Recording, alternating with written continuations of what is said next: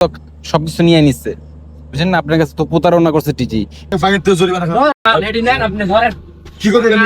সোনার কি আছে? শান্তার এটা নামেন, শান্তার না এটা? হ্যাঁ,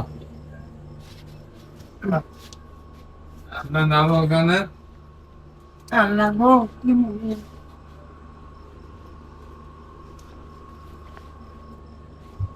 এই ভাই সরি।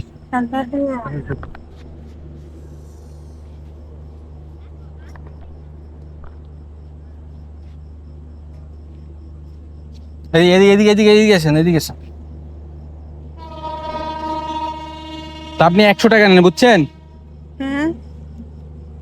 আপনি এখন তো আপনার কাছে টাকা না, আপনি কি করবেন? হ্যাঁ, এটা নিয়ে আপনি যান, এখন আপনি কি করবেন? টিটি আপনাকে বোকা পাই এত সবকিছু নিয়ে নিচ্ছে, বুঝছেন না? আপনার কাছে তো প্রতারণা করছে টিটি।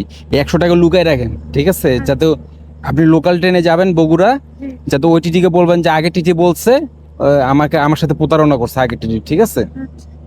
আর এভাবে বুঝে শুনে বলবেন, তা আপনার কাছে আর কোনো ভাড়া নিবে না, ঠিক আছে?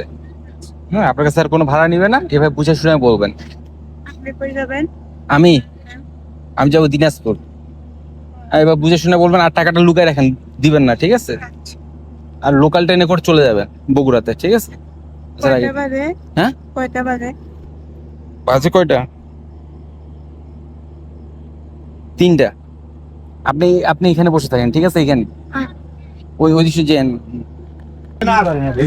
এখানে আমি সব দিয়ে আপনি 50